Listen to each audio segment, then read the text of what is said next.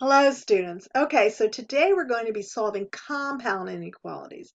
So you might remember that an inequality was just like an equation, except for we don't have an equal to sign. We have like a greater than, a less than, or less than equal to, and that sort of thing. But today we're going to be looking at what's called compound inequalities, which really just means there's more than one.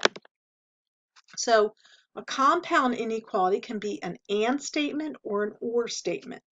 An and statement is called an intersection, and an or statement is called a union. Now, oftentimes they have the word and or in them, so they're easy to tell. But for instance, this first one, here is our problem. There is no and there is no or. When that happens, it is an and statement. You see how -4 is less than 6x minus 10, which is less than or equal to 14, can be broken into two parts. The first part is ends just before the second inequality sign. So it's -4 is less than 6x minus 10. -4 is less than 6x minus 10. Then we put the word and. The second one would be from just after the first inequality to the end. So it would be 6x minus 10 is less than or equal to 14. So they both include this inside expression of 6x minus 10. When you see it like this, it's always an and statement. So let's talk about what is the difference between an and statement and an or statement. So let's think of this. Let me do like more of a real life problem. Let's say we have students who are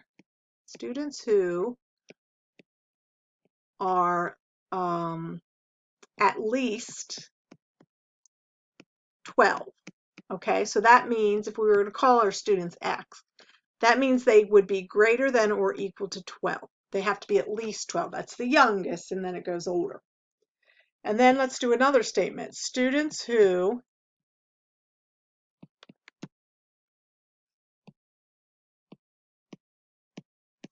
taller than 5 feet.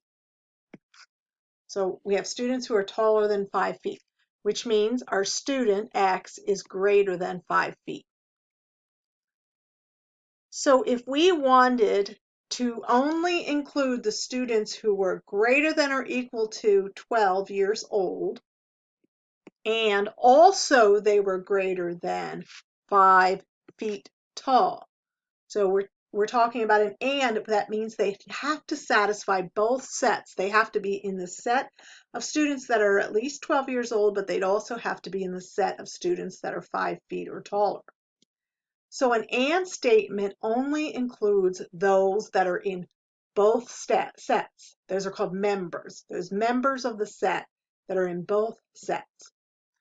If I were simply to replace that with an or statements mean the student can be at least 12 years old or 12 or greater, or they can be taller than 5 feet tall. So then we would include all the students that belong to either or set. And that's called a union because it's like we're taking the two sets and we're uniting them and we're including everyone. So an and statement only includes the intersection or overlap of the two sets. And an or statement, just like a marriage union, it brings everybody together. Okay, so that is our definitions. Now let's look at that problem. Okay, so let's just take it from the top. We've written it in two different ways. We've written it out like this. We've separated. And then what we're going to do is we're going to solve each of these. And then the harder part is really just to interpret your answer. So To solve this, I'm going to bring the 6x to the left, making it a negative, and the 4 to the right, making it a positive. And then I am going to divide by a negative 6, which when I divide by a negative number, remember, I have to flip my inequality. So on that side, x is greater than 1, but this is an and statement, so it's a good idea to write it. And then on this one, I'm going to add 10 to both sides, giving me 6x is less than or equal to 24. Divide by 6, and I get x is less than or equal to 4. So all of this is important. I am going to graph the solution on a number line just to kind of gauge where I am.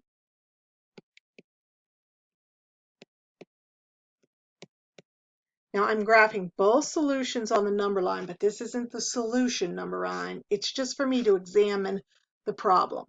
So from 1, not including 1, I'm going to numbers that are greater than 1. And then 4, I want numbers that are less than 1. And this is and. So I only want the elements or numbers that are in both sets. So you can see here from 1 to 4 is both sets. So from 1 to 4, I have the numbers in both sets. And it's not including, it is including the 4. So the 4 should have a hard bracket because I didn't write that right there. That should have had a shaded in circle. So both sets notice include the number 4, but both sets don't include the number 1. And so how we write that in set builder notation is the set of all x's such that 1 is less than x, which is less than or equal to 4. And that's set builder notation. Okay, let's go on to another one. This one may look the same, but it's slightly different. I've changed my symbols, the inequality symbols, because I just want to show you what happens when you have different scenarios in the end, because really what we're looking at is how to interpret the end solution. Since I'm dealing with pretty close to the same equation, I'm going to go ahead and go kind of fast on the solving because I've already solved it. So I'm moving the 6x and I'm moving the 4. So negative 6x is less than negative 6. X is greater than 1. Flip that inequality. 6x is greater than or equal to 24. X is greater than or equal to 4. So for this one on a number line, I've got 0, 1, 2, 3, 4, 5. I go from 1 to infinity, and I'm going from 4, including 4, to infinity. And this is an and statement, so that means I'm only looking at the intersection or overlapping of these two sets. And so from 4 all the way to infinity, they are overlapping. So this is really my solution. This is not a part of my solution because it doesn't include the numbers from 1 to just before 4. So I would write that it goes from 4 to infinity. So 4 to infinity. It does include 4 because 4 is in both sets. But of course, we never include infinity. So the set of all x's such that, now we can just say x is greater than or equal to 4. All right, let's do another scenario. See how that changed the answer there. This, again, is a similar problem. So I'm going to go through it fairly quickly. Negative 6x is greater than 4 minus 10. And we end up with x is less than 1. On this side, we end up with x is less than 4. So for this one,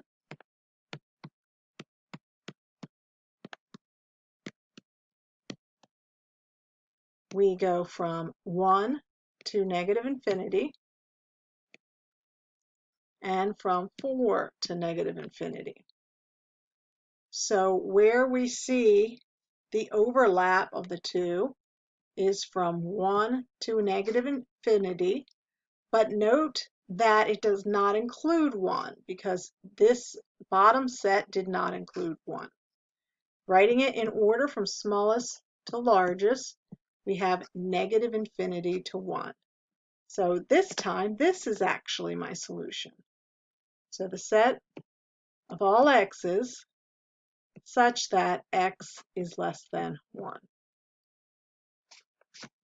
Okay, I hope you're seeing just the subtle difference between those and you're really checking that. Now, if you have a good grasp of number sense, you might be able to just reason through that rather than drawing the number line. But I still think in the beginning, you should draw that number line and kind of check it out. So one more and then we'll switch to or statements. Again, I'm going to go through it quickly because I'm using the same equation. So I have x is less than 1 for that one. And for this one, I have x is greater than 4. Okay.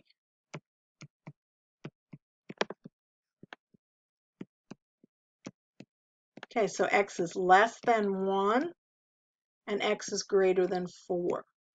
So notice there is no overlap.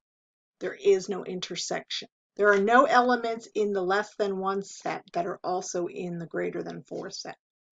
So there is no solution because an and statement says it's got to be just the elements that are in both.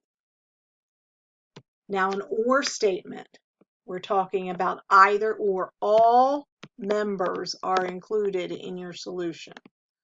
It's a union, we're bringing them all together.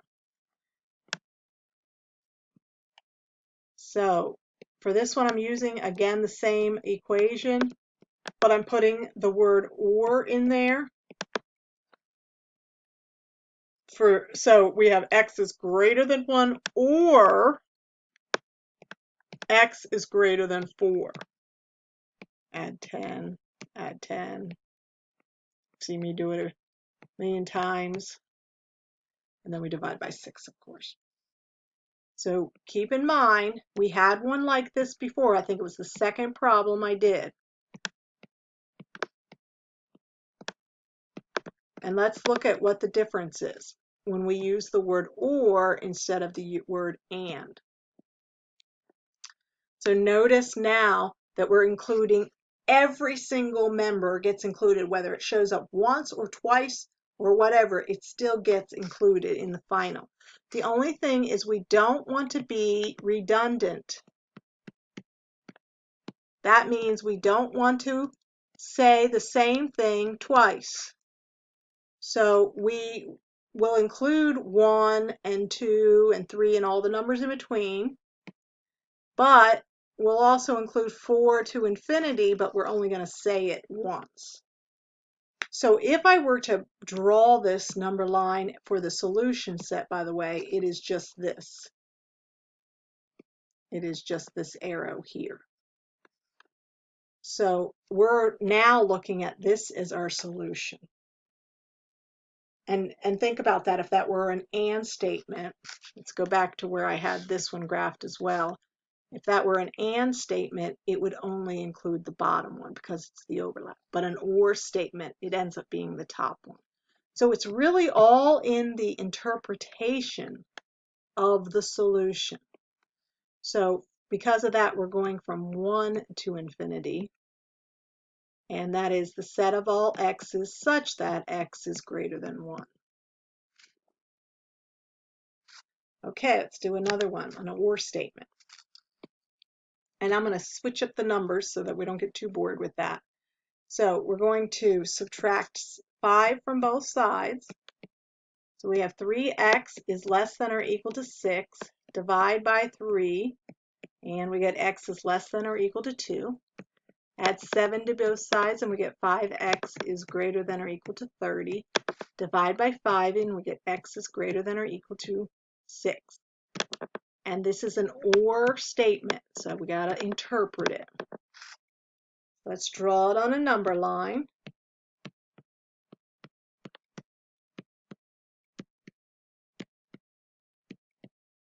Okay, and we have including 2 and to the left to negative infinity, including 6 but to the right to positive infinity. So if this were an or statement, this would be a situation where there is no solution because there's no overlap. But if this were an and statement, it would be no overlap, no solution. But it's an or statement. So we're going to unite. All the members get to come. So this top one is going from negative infinity to 2. And the other one's going from 6 to infinity. So we want to include that. Negative infinity to 2, including 2, but not negative infinity. And then 6 to infinity, not including infinity because we never do, but including 6. And if we want to make sure that we're including everything, we have to put or in between them. But we're going to learn a special symbol that means or. It's a U for union. I think that's what it stands for. But just as an FYI, and is upside down U. So I don't know for sure how they came up with that symbol, but it almost looks like a U. And that would be your solution. All right, let's do another one. This is another and statement. Another or statement, sorry. Again, I use these same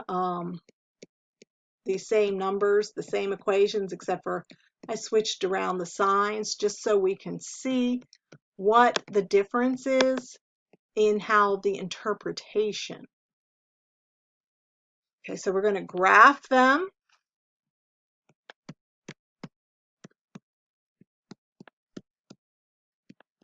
And we're at 2, it includes 2 and it goes to positive infinity. It includes 6 and it goes to negative infinity. And so this is an or statement. Remember that if this was an and statement, we could only include that middle part where they both were. But an or statement says you can be in the set of x is greater than or equal to 2, or you can be in the one that's less than or equal to 6. We take everybody. And so that is going from negative infinity to positive infinity. So negative infinity to positive infinity is how we write it in interval notation. But in set builder, we have the set of all x's such that x is a real number. Because think of that, all of the numbers between negative infinity and positive infinity are called real numbers. Now, another way we can write that, but this way is okay, but I just want to get you familiar with some symbols, is you can say x is an element of, that's the symbol for element of, all real numbers, which uses this symbol. It's like an R with an extra line for real numbers. That represents the set of real numbers. Okay, let's do another one.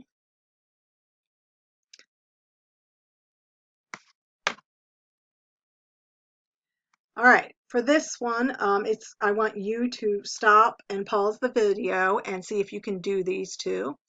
And then remember this top one, this middle part goes with both equations. And then the bottom one is as is. So just pause the video and then continue.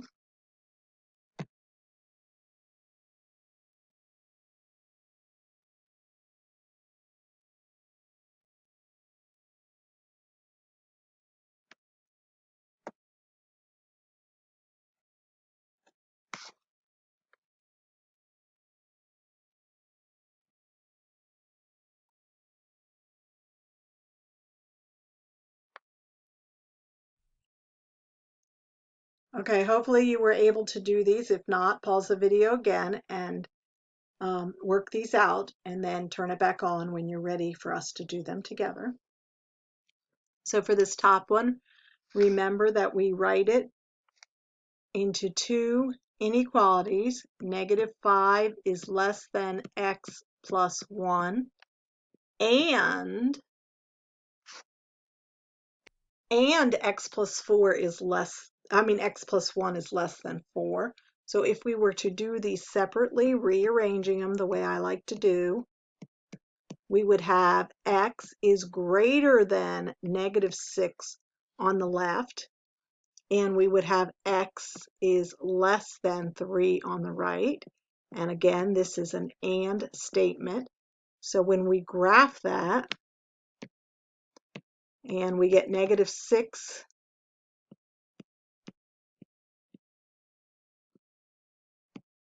and let me just put the numbers that of interest on there.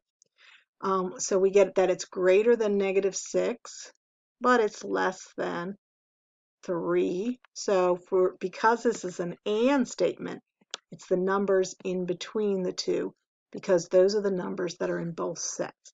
So the final answer would be -6 to 3, and it isn't including either in this statement. That's an interval notation. And then in set builder notation, we would write the set of all x's such that -6 is less than x, which is less than 3. Okay, good. Let's do the other one. The other one was x plus 1 is greater than or equal to -4, or 3x plus 1 is less than or equal to -4. And so when we solve these to find our solution set, we get x is greater than or equal to -5.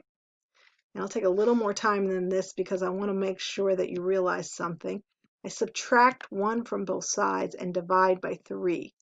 I am dividing by a positive 3. I'm dividing into a -5, but that isn't the rule. The rule says what you're dividing by. If it's negative, it flips the inequality. So since what I'm dividing by is actually a positive 3. I want to change that, though, to x is less than or equal to -1 2/3, because that is more helpful to me. And this is an or, so I'm going to graph it. And it's important to realize, to remember, that -5 is actually smaller than -1 2/3.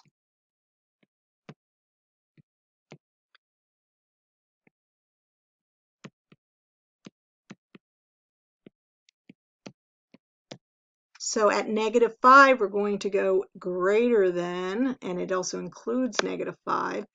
And -1 2/3 is going to be between -1 and -2, closer to -2. It can include that, but it's to the left. And because this is an or statement, similar situation to last time, but it's an or statement, so it's actually all real numbers. It goes from -infinity to +infinity. That's my solution set only. And I'm still going to use, even though these were inequalities were less than or equal to and greater than or equal to, I'm still going to use parentheses because I had negative and positive infinity, and we never use brackets for our infinities. Okay, that is it. Hope you enjoyed that, and you can do the homework now. Great job, guys.